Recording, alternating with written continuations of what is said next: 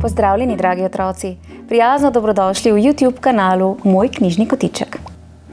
Današnjo pravljico pa zagotovo poznajo tudi vaši starši in najverjetneje tudi stari starši. Čudovita fantazijska pravljica je bila napisana že daljnega leta 1816.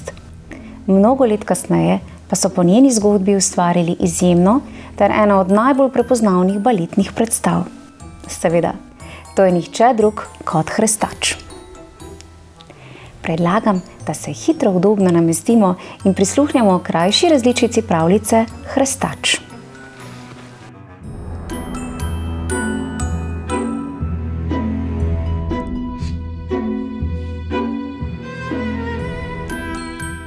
Zunaj je snežilo. Snežinke so se vrtinčile v vrtoglavem plesu. V hiši pa je bilo vsem toplo. Veselili so se in plesali Božiču naproti. Klaro je spreletaval nenavaden občutek, kot da se bo zgodilo nekaj čudovitega. Njen bratec Fric bo sicer vse pokvaril, če bo le lahko. Vendar je Klara upala, da bodo snežne vile, ki so poplesavale okrog hiše, ta čar božičnega večera rešile pred Fricovo navihano nagajivostjo. Tedaj je vkorakal skrivnostni profesor Drosselmayer. Pod ogrinjalom je nosil leseno rezbarijo.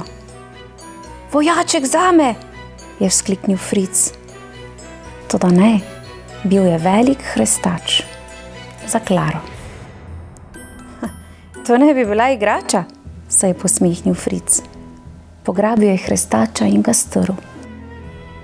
Klari so se ulile solze in polomljenega možica je obsula s poljubi. Obupana je prosila profesorja, naj ga popravi. On pa je samo odvrnil: "To moraš storiti ti, gospodična."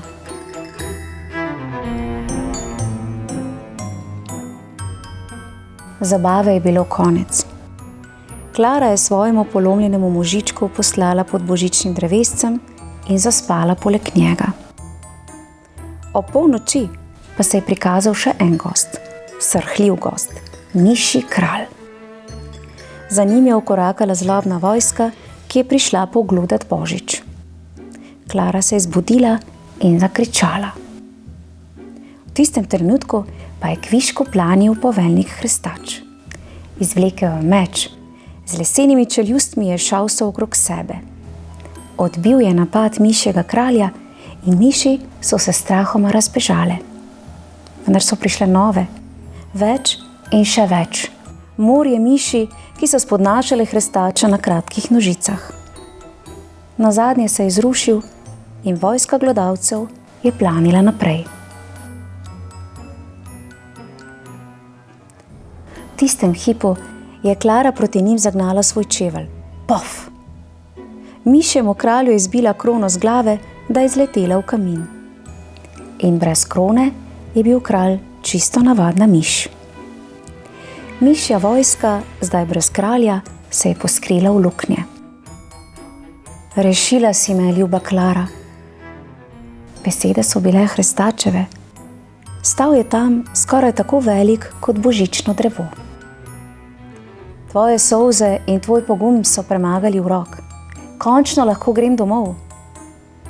Klara je zajokala. "Toda jaz nočem izgubiti božičnega Hrestača." "Upam, da sem se spremenil na bolje," se je vznemiril mladenič in se ozrl po ogledalu. "Že mogoče, ampak tistega sem dobila v dar, ti pa odhajaš." "Ne brez tebe, gospodična," je zaklical mladenič in prijel Klaro za roko. Stopila sta ven pod zasnežene strehe. Tam jo je čakal čoln iz zvezdnega prahu in labodjega puha. Čoln ni potreboval jadra, da bi lovil veter, ne vode, da bi ga nosila. Brž, ko sta vstopila, se je dvignil v zrak in kljun uperil proti luni. "Kam greva?" je vprašala Klara. Kraljestvo mojega očeta, v deželo slaščic. Mladenič je ovil Klaro v svoje ogrinjalo iz žameta in mehkega runa. Torej si čisto pravi princ? Povej mi svojo zgodbo. In začel je pripovedovati. Dežela slaščic leži v dolini. Takrat je bila polna glasbe in sreče. Obiskovalci so prihajali tja z vseh koncev sveta, dokler se ni zgodil urok. Moj oče je bil povabljen na svatbo v kraljestvo čarovnic. Med darili je bilo drevesce, skoraj golo. Z njega sta visela le srebrn muškatni orešček in zlata hruška. Nenavadno, je pomislil oče in plodova pojedel. Gorje. Plodova sta bila nevestina Dota. Dote ni bilo več in poroka je odpadla. Oče se je vrnil domov in na grajskem zidu zagledal načečkan čarovniški urok. Dokler pogumno, dobrosrčno ga dekle ne bo vzljubilo, zanj pretakalo solza, dotlej tvoj sin bo predmet iz lesa, moral bo gristi, kar lomi nam zobe. Njegov sin, jaz namreč, se je spremenil v hrestača. Ves utrip srca, vsi upi so bili zdaj zakopani v ta grdi, nemi kos lesa. Nato je mišji kralj napadel zakladnico in pojedel vse veselje. Toliko časa mi ni bilo doma, kar bojim se, kaj naj čaka tam doma. Klara je hrestača prijela za roko, da bi ga pomirila. Žametni zastor oblakov se je razmaknil in prikazala se je dežela slaščic. Ob jezeru iz melase se je lesketala Smetanova palača. Z vseh stolpov so plapolale zastave. Dobra novica je nekako prispela domov pred labodjim čolnom. In ob vodometih iz sorbeta so igrali orkestri, med vrtovi so vozile kočije in vsako minuto jih je bilo več. Princ in Klara sta izstopila iz čolna in naproti jima je prihitel kralj. O, moj sin, sin, kako velik si in na las podoben svoji materi. Ti pa si zagotovo čudovita Klara, tista, na pomoč katere smo upali vsa ta leta. Pričakovali smo vaju, vstopita, vstopita. Ukazal sem, naj pripravijo gostijo in povabil vse. In če sem koga pozabil, je tako ali tako prišel sam od sebe. Sladkorna vila je Klaro odpeljala na častni sedež, odkoder je opazovala plešoče kozake, tiktakajoče ure, krekerje in kakaduje, kolačke in kastanjete. Nato je vila, je bila belina na njenih krilih sneg ali sladkor. Stopila na prste in s čarobno paličico pomigala povabljencem, naj utihnejo. Klara pogumna, Klara čudovita, premagala si urok in nam vrnila princa. Danes te kronamo za princeso sladkosti.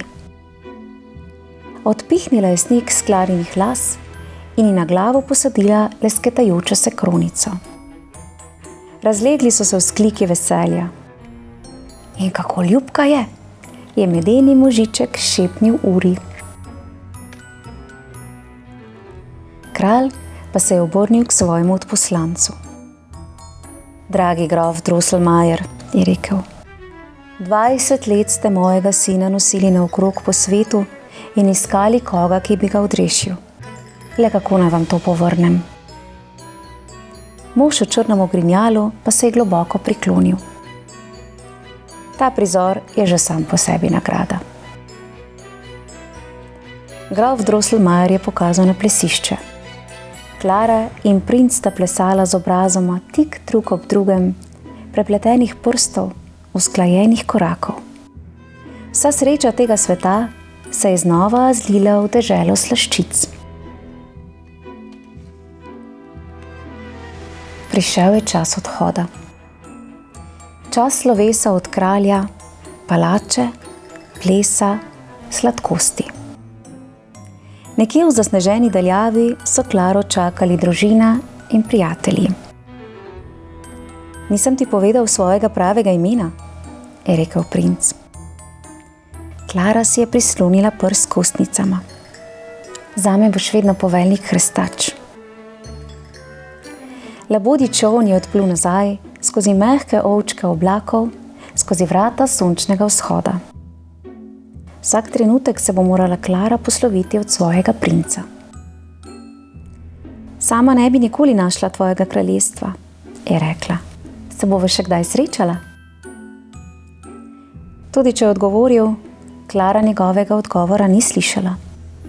Utrujena od plesa je na toplem pod njegovim ogrinjalom utonila v najgloblji spanec svojega življenja.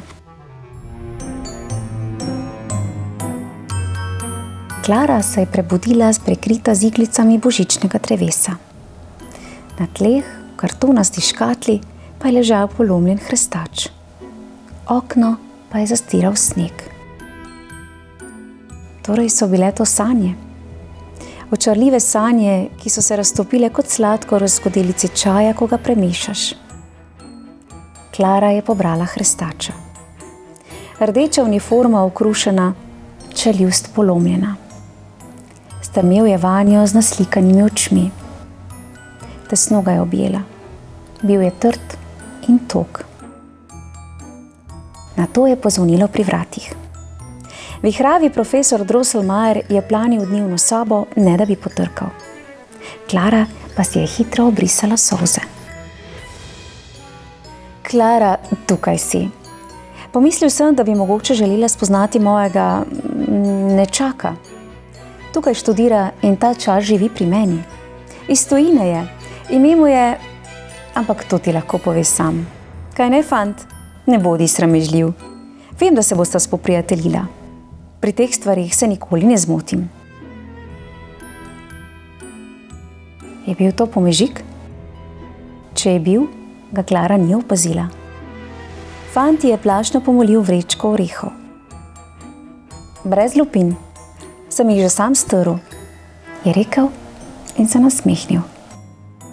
In njegov obraz se je zdel tako nenavadno, tako neverjetno znan. Izjemna pravljica. Prav v vseh pogledih, kaj ne? Namreč v srcu vsakega izmed nas živi iskrica domišljije, ki nas lahko popelje v čarobni svet čudežev. In pravljica o Hrestaču nas uči, da se čarobno skriva v najmanjših stvarih, v prijateljstvu in v domišljiji. Svet je poln čudovitih trenutkov, ki jih lahko odkrijemo le, če odpremo svoje srce in pustimo, da nas vodijo sanje. Pa še nekaj naj vam povem, otroci. Hrestač je v bistvu trilec orehov, takšna naprava, s katero tremo orehe. In tale Hrestač, poglejte, takole odpre usta, notri lahko damo oreh in ga stremo. Tako da tudi sama nisem prepričana, ali je to resnična zgodba ali so bile le sanje. Prepustimo se domišljiji. Otroci, v mojem knjižnem kotičku prisluhnite še kakšni božični pravljici. In ne pozabite, če imate željo slišati vašo najljubšo pravljico, mi lahko vaši starši pošljajo sporočilo na elektronski naslov mojknjižnikoticek@gmail.com. Se že veselim prebiranja vaših sporočil. Otroci, uživajte in živite svoje sanje. Prijeten pozdrav. Ja, čudovita pravljica, res. Bravo, pa je le prišla, ne, deklica.